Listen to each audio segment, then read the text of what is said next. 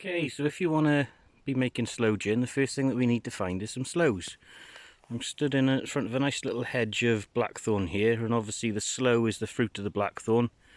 Blackthorn's relatively easy to identify, quite smallish leaves. Obviously the bigger the bush, the bigger the leaves. Quite nasty thorns on them, hence the name blackthorn. But what is it now? It's just the end of July at the moment.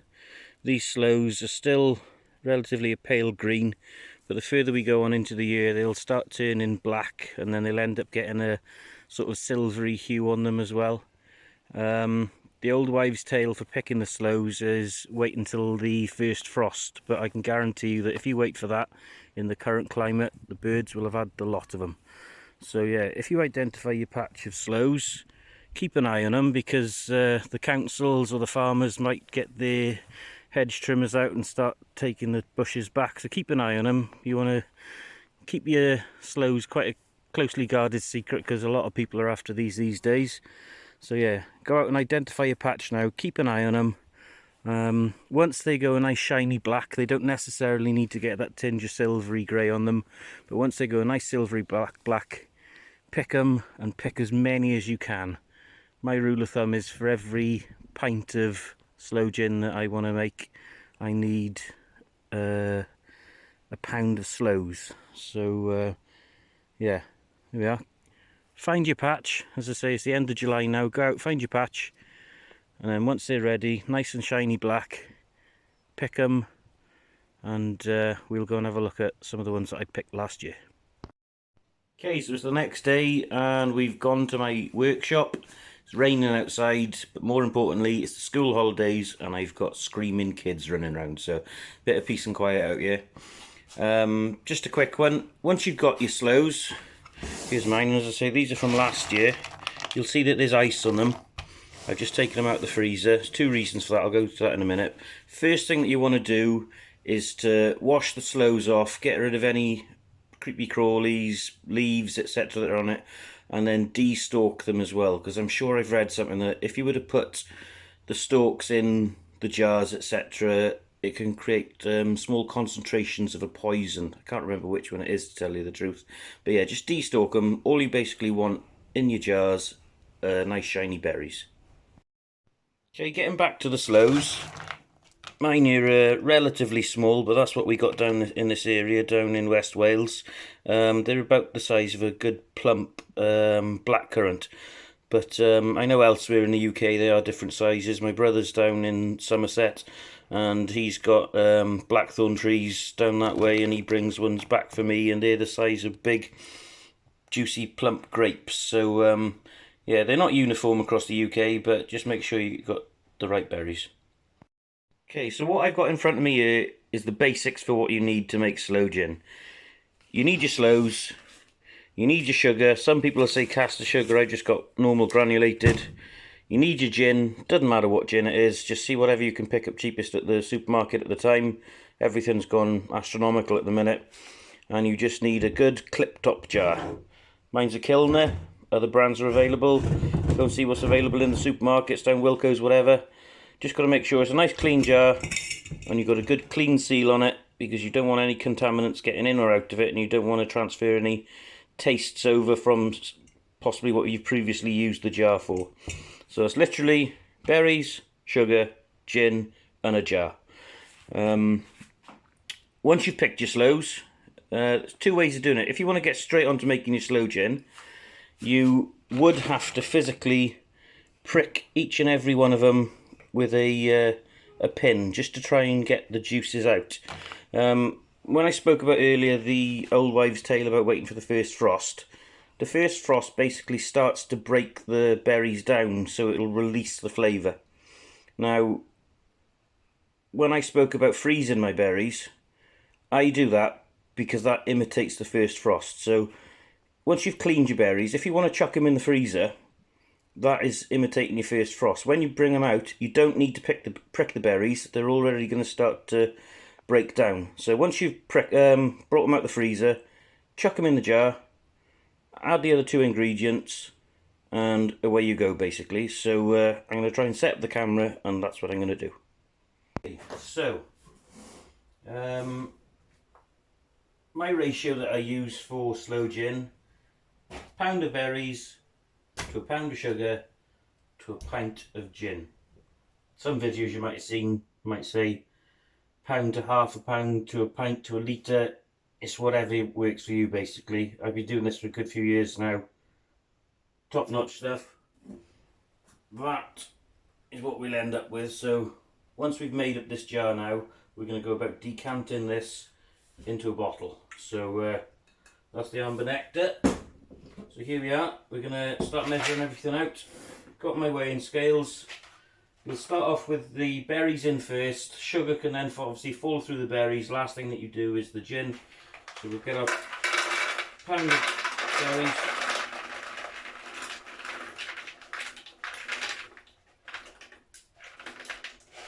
Here we are. Get these into the jar. This isn't going to be very easy. I'll put them in by hand.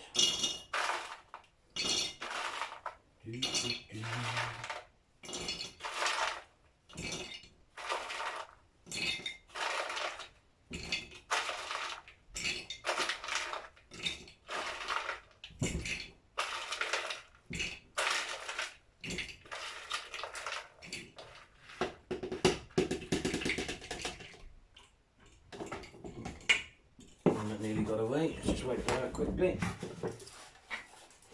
Get rid of any of the ice and frost that's left in there. Back on the top. She's zeroed. What have we got in there? That. You'd have even thought that I prepped for this. There's a pound of sugar there. So a pound of berries. Pound of sugar. I know it looks quite alarming like that. All you diabetics there, don't go into shock just looking at that. Shake it down a bit. Now you've got your gin, got a measuring jug, and as I say, it's a pound to a pint. So we're going to measure out a pint here. Which side's that on now? Mils, fluid ounces, cups, pints. Here we go.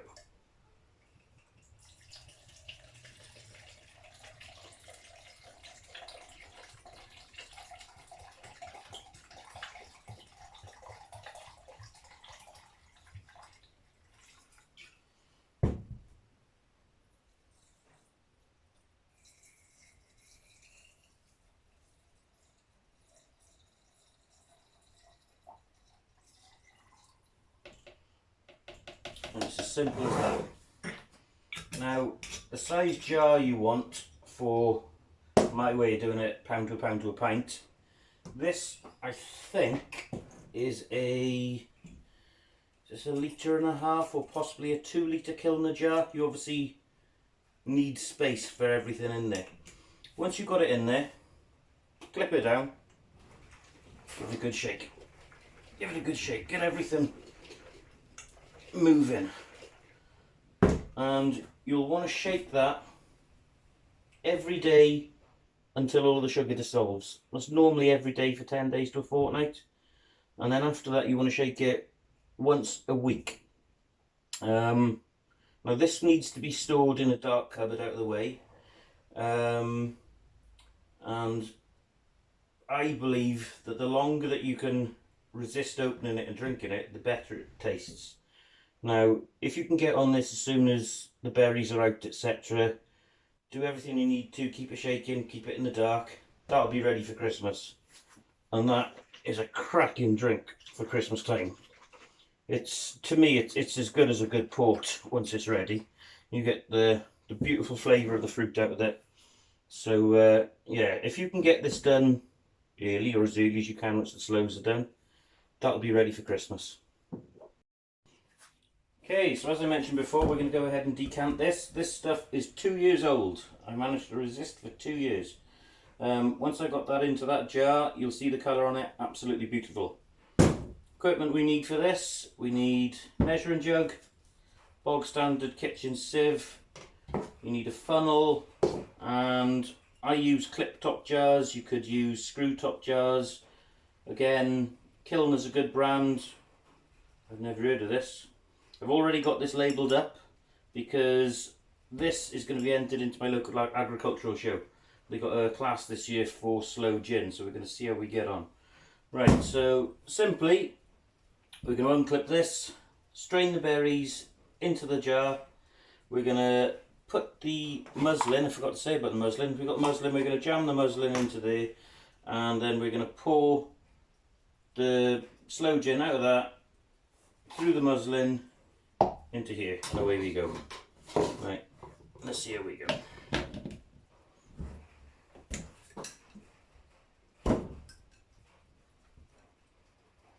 Oh, smells lovely.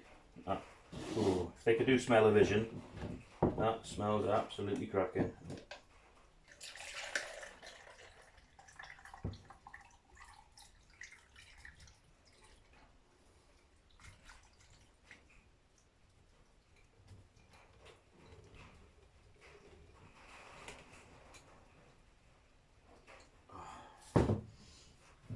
Smells lush, absolutely lush. Right. Give it a bit of a shake. I don't know if you can see there, you can see how the fruit has wrinkled, and that's just where it's given up its flavour to the gin. This is going to be superb. Right, don't need them now for the minute, we'll set them back over the top of there, any remnants can just drip into there. Right, now's the time for the good stuff. So we'll pop the lid off there. Will she fit? Just about. Oh my god, this is a muslin bag. You can just have normal cloth, but I'll do it over. So we've now got 4 layers there. 4 layers. So we're just going to stop any contaminants whatsoever getting into this. So we're just going to end up with sweet red liquid.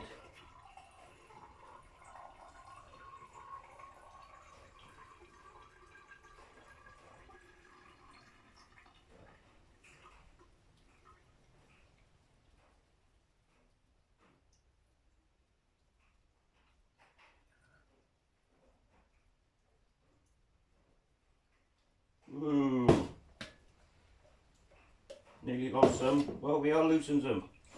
Okay, that didn't go well. Anyway, I quickly wipe up here.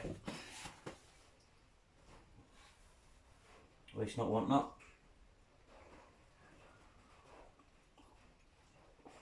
Oh.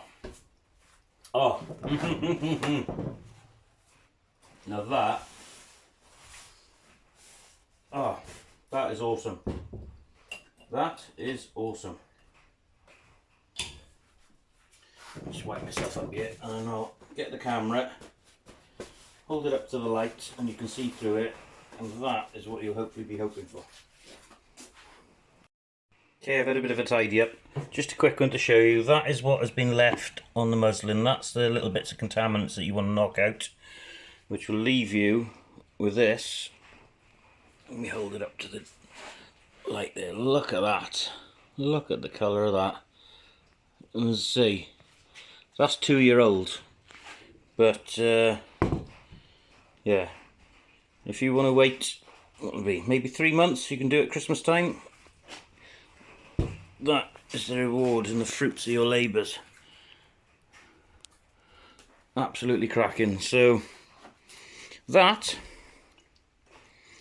turns to that, and nice and simple. You can use it with vodka as well. You can make a sloe vodka. My missus drinks vodka, and we've got a sloe vodka still in the jar.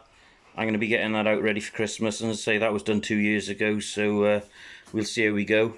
And you can use this process for anything really. Damsons, oh, if you've got damsons by you, superb. Again, use the same pound to the pint, and just see how you get on. As I say, there's nothing like doing it yourself, and I'm going to try and do my own spirits. I'm going to give that a crack. So keep an eye out for me. I've bought myself a still. We'll see how we go.